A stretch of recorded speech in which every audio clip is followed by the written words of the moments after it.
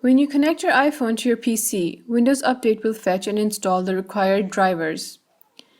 If Windows Update doesn't install the driver, the desktop version of iTunes normally will. Sometimes Windows 10 will recognize the iPhone as a storage or media device, but iTunes will not be able to connect to it.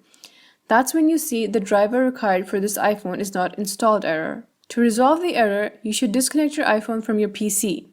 Connect it again. If iTunes opens, close it. Windows Update should search for and install the correct drivers.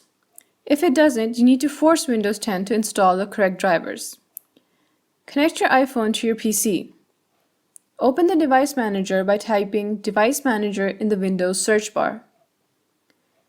In Device Manager, expand the Portable Devices group of devices. Look for Apple iPhone and right-click it. Select Update Driver from the context menu.